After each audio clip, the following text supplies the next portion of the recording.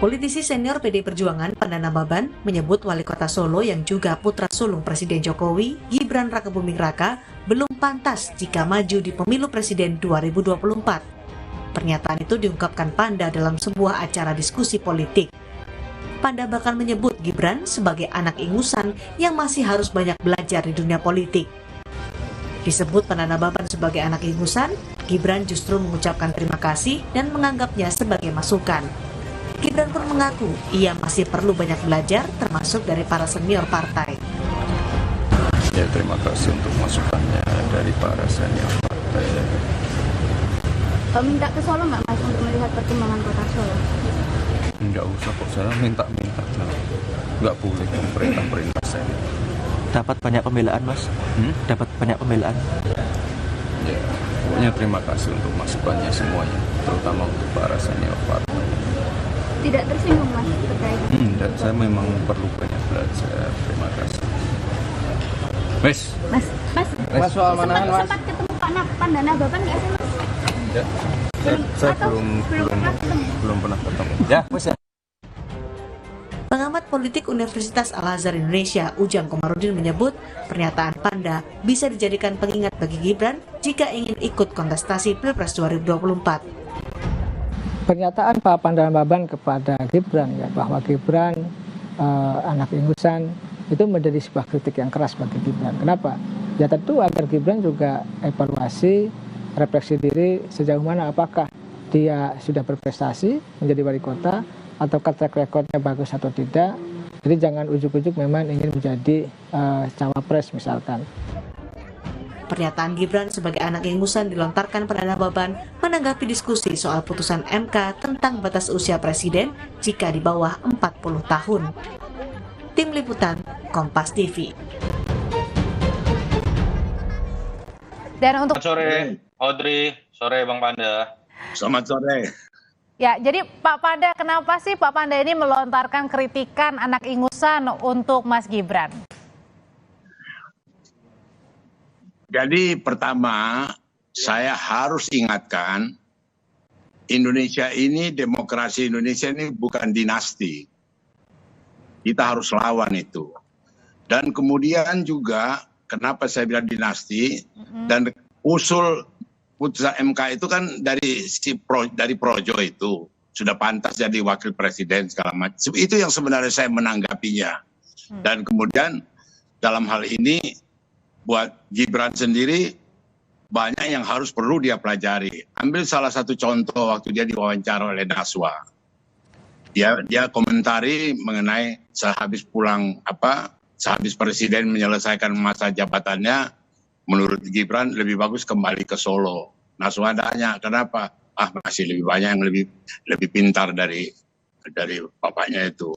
Nah, kemudian juga dalam komentar dia waktu bapaknya memerlukan 30-40 kali berdialog, berunding dengan pedagang sebelum dipindahkan dengan menghindari kekerasan dari Satpol Pamong Praja, Jokowi bersabar berdialog.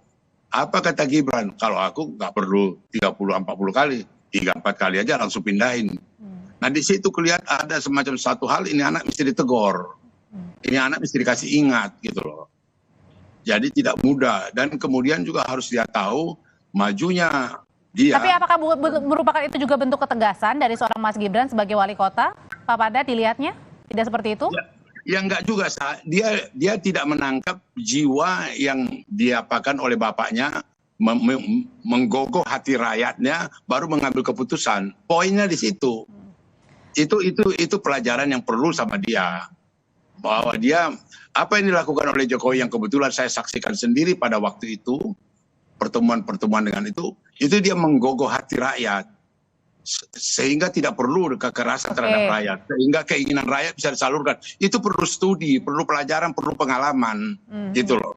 Jangan dibikin enteng. Baik, gitu. Kalau gitu sekarang saya tanya ke Mas Toto dulu, Pak Panda. Mas Toto, sebenarnya dari pernyataan Pak Panda ini lebih kepada mengkritisi seorang Mas Gibrannya atau ketika Mas Gibrannya diusung-usung nih sebagai bacawa pres nanti di Pilpres? Saya kebetulan mendengar ya rekamannya, jadi jangan dipotong dalam konteks hanya bicara anak ingusan. Jadi itu mengomentari Mas Budi Ari lah. tanda kutip yang ditangkap mendorong Gibran untuk bisa saja maju menjadi cawapres. Kalau saya menangkapnya begini loh, ini Bang Panda, orang Sumatera Utara, sama seperti kita mendengar Adian Apitupulu, Luhut bin Sarpanjaitan dengan gaya bahasanya ya. Jadi jangan ditangkap tentang anak ingusannya. Saya menangkap ini bentuk rasa sayang Bang Panda terhadap Pak Jokowi. Kenapa? Memang ketika bicara Gibran dalam konteks menjadi cawapres, itu kan secara real itu dibutuhkan sebuah uji materi di MK karena dilarang. Dan kita tahu di MK itu ada saudaranya Pak Jokowi loh. Sangat tidak bagus dari si image buat Pak Jokowi sendiri. Buat Gibran pun memang kalau istilah Bang Panda kan masih harus banyak belajar dari ayahnya, belajar dari pengalaman seorang ayahnya yang notabene sekarang jadi presiden. Dia menjadi seorang wali kota, kedua kalinya lalu kemudian di tengah jalan masuk ke gubernur DKI, lalu kemudian baru masuk menjadi presiden. Memang betul secara substantif ada proses yang harus dilalui secara lebih panjang. Dan suka atau tidak ya dalam konteks kode etik, ketika ayahnya masih menjadi seorang presiden dan kemudian didorong menjadi seorang cawapres, kesan dinasti itu akan muncul. Itu tidak baik-baik buat Tapi kan itu bukan terlontar dari Gibrannya sendiri, Mas Toto. Betul, memang Bang Panda tidak berbicara kepada Gibran, Bang Panda berbicara kepada Budi Ari yang mengusung itu. Dan ini menurut saya teguran keras bukan kepada Gibran saja, tanda kutip. Saya lebih menangkap ini kepada pihak-pihak yang seperti mendorong-dorong atau kemudian menggunakan nama Gibran dan Jokowi untuk kepentingan politik pribadinya loh. Kita kan sudah dengar ada istilah Prabowo Gibran, disertai lalu kemudian ada upaya dari Pak Prabowo menempatkan dirinya seakan-akan dekat sekali dengan Pak Jokowi. Mungkin Bang Panda, mungkin ya, nanti mungkin bisa dikoreksi oleh Bang Panda, mungkin ini dilihat sebagai bagian seperti itu. Saya melihat malah ini bentuk rasa sayang dibandingkan orang-orang yang terus menjilat Pak Jokowi dengan menggunakan nama anak. Tahan dulu sampai di situ Mas Toto. Kalau gitu saya mau tanya sekarang ke Bang Panda, benar nggak sih? Oke, silakan. Sorry, saya harus selesaikan dulu. Ya. Tapi ada kacamata kedua yang harus dilihat, itu substansi. Secara persepsi, apa yang diucapkan Bang Panda ini juga rentan digoreng dalam level persepsi. Kita tahu ada framing yang seakan-akan sekarang ingin mengesankan Pak Jokowi berbeda dengan Ganjar atau misalnya PDI Perjuangan, termasuk dalam konteks Pilpres gitu ya. Nah ketika ada komentar seperti ini, gaya Bang Panda yang orisinal apa adanya, itu rentan untuk digoreng dan bukan tidak mungkin akhirnya tercipta menjadi sebuah persepsi bahwa ada kesan bahwa memang ada perbedaan sikap antara PDI Perjuangan dengan Pak Jokowi. Secara persepsi ya, itu yang menurut saya harus diwaspadai juga oleh teman PDI Perjuangan ya, termasuk Bang Panda dalam konsekuensi ketika mengeluarkan statement seperti ini. Oke, kalau gitu sekarang saya tanya ke Pak Panda. Kalau gitu Pak Panda sebenarnya ini kritikan buat Gibran atau buat relawan?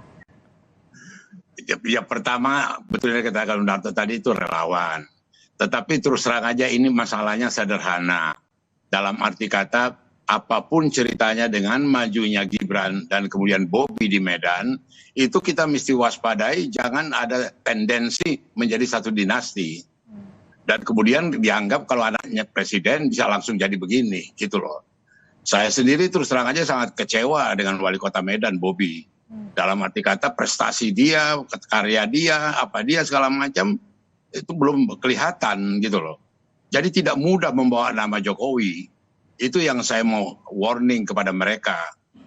Itu juga yang menjadi keras. Dan betul yang dikatakan Unarto tadi, itu apa dari Projo tadi, Budi Ari itu mengusulkan menjadi wakil presiden. Langsung saya bilang, itu reaksi saya yang keras itu kepada dia. Oke, artinya kalau berarti artinya bukannya PDIP sendiri kemudian diuntungkan ketika misalnya nama belakang dari Pak Jokowi misalnya mantunya begitu kemudian ikut, berarti tidak dilihat seperti itu berarti Pak Panda? Enggak, jadi seperti wali kota Medan, saya sendiri sudah bicara dengan Presiden Jokowi. Saya sudah sampaikan kepada Pak Jokowi, Pak tolong perhatikan Pak, prestasi Medan itu. Kenapa sensitif sekali? Karena dia mantunya membawa nama Jokowi gitu loh. Tentu dia harus mesti lihat, demikian juga Gibran membawa nama Jokowi. Tentu mereka itu betul-betul mesti lebih hebat lagi, lebih berprestasi lagi gitu loh. Bukan karena otomatis karena mantunya anaknya maka kemudian dapat kedudukan, bukan. Karena kerja keras, integritas, kepribadian dan prestasi. Oh pantaslah dia jadi ini. Pantas lah. Begitu maksud saya.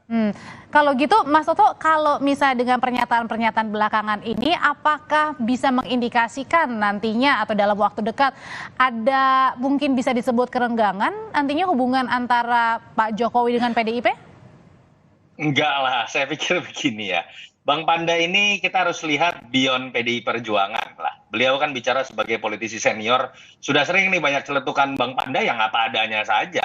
Bukan dalam konteks mewakili PDI Perjuangan, dalam konteks senior yang setahu saya juga sering bertemu Jokowi nih, Bang Panda. Jadi saya lebih melihat ini sebagai sebuah keterus-terangan. Kegundahan Bang Panda melihat pihak-pihak yang sepertinya ingin mendorong apa saja yang berkaitan dengan nama Jokowi. Seperti Mas Gibran, seperti Mas Bobi. Dan kita sepakat kalau dalam konteks Jokowi masih menjadi presiden, hal itu sensitif. Artinya harus ada seleksi yang lebih ketat loh ketika dia masih menjadi anak dan mantu presiden untuk berbicara mengenai karir politik yang lebih tinggi. Apalagi levelnya capres-cawapres, apalagi capres-cawapresnya harus menggugat uji di MK dulu. Itu menurut saya hal yang menjadi menarik untuk menjadi sebuah dialektika ketika kita tahu ada pihak-pihak yang memang seperti ingin memanfaatkan nama anak, nama menantu, dan nama Jokowi sendiri untuk kepentingan pribadinya dalam Pilpres 2024. Itu saya pikir yang sedang dicoba didorong oleh Bang Panda, dan biar saja, biar menjadi menarik buat dialektika, jangan kemudian dikesankan ini sifatnya personal, artinya kritik dari salah satu PDI Perjuangan yang senior berarti keretakan Ibu Mega dengan Pak Jokowi, kan tidak. Malah setahu saya Bang Panda masih sering bertemu dengan Pak Jokowi secara pribadi. Saya terus terang aja ya, terlampau jauh lah itu untuk melihat antara hubungan Jokowi dengan PDI Perjuangan. Jokowi itu PDI Perjuangan Jokowi. Kalau istilah Ibu Megawati, kader yang terbaik PDI Perjuangan sekarang ini Jokowi, gitu loh. Jadi bagaimana mau dianalisa-analisa? Karena gini Pak Panda, ini banyak yang mendukung di balik belakangnya ini adalah Mas Gibran begitu dengan pernyataan anak ingosan yang disampaikan Pak Panda ini, bahkan dari kader PDIP Solo sekalipun. Loh, saya terus terang aja mendapat respon dari Solo yang banyak berterima kasih ke saya. Itu loh. Aku mendapat reaksi itu. Dan ini juga itikat saya baik, maksud saya baik, dan kemudian juga harus ada yang kepada Presiden Jokowi juga, jangan sampai ikut dia membuat satu dinasti. Jangan sampai ikut dia memberikan peluang-peluang adanya dinasti. Itu mengkhianati demokrasi, mengkhianati partai, apalagi partai PDI Perjuangan adalah partai demokrasi. Saya yakin Jokowi tidak terpikir sujud rambut pun untuk itu gitu loh. Tapi kalau kinerjanya bagus, Pak Panda? Ya bagus lah, alhamdulillah lah. Kita lihat aja, ya kan? Kita lihat aja, rakyat nanti akan menentukan, rakyat yang akan memuja-muja, rakyat yang akan memuji, bukan kita. Gitu loh. Oke, Mas Toto, kalau misalnya kan tadi kan Mas Gibran bilang belum pernah ketemu sama Pak Panda ya. Apakah seharusnya ini untuk Pak Panda dan juga Mas Gibran harusnya bertemu begitu, saling mungkin menasehati secara langsung? Enggak, ini sih bukan konflik loh Audrey. Jadi tidak, menurut saya hal-hal seperti ini jangan dilihat seakan-akan sebuah konflik personal yang apa-apa harus dipertemukan seakan-akan habis pukul-pukulan dan kemudian bertemu dan menjadi damai. Enggak, ini dialektika narasi. Dan menurut saya kadang-kadang kita butuh orang-orang yang ceplas-ceplos seperti Bang Panda. Sudah melampaui. Bang Panda kan tidak mewakili DPP PDI Perjuangan, tidak mewakili Ibu Mega juga. Saya pikir suara-suara yang sifatnya otentik saja sebagai senior gitu. Jadi menurut saya yang diambil adalah sarinya. Apakah tepat seseorang yang masih ayahnya menjadi presiden, misalnya masuk menjadi calon wakil presiden, yang misalkan dikatakan berprestasi, padahal belum selesai satu periode, apakah tidak bisa dilihat itu sebagai bentuk sebuah jilatan dari pihak-pihak yang mungkin punya kepentingan? Saya lebih melihat seperti itu. Sehingga kita masuklah dalam diskusi. Jangan-jangan belum tentu Bang Panda benar. Jangan-jangan memang Gibran sebegitu berprestasinya, walaupun baru satu periode. Sehingga kemudian kita bisa menihilkan hal-hal yang dianggap politik dinasti. Saya pikir ini bagus dalam sebuah diskusi. Jangan dilihat sebagai sebuah konflik personal, apalagi dikaitkan dengan PDI Perjuangan, hubungan PDI Perjuangan dengan Artinya Pak ini Jokowi. adalah kritikan yang membangun ya buat Mas Gibran sekalipun ya. Oke, kalau Bukan gitu. pertama kalinya Bang Panda bikin rame kok, bukan tentang Gibran saja sekarang.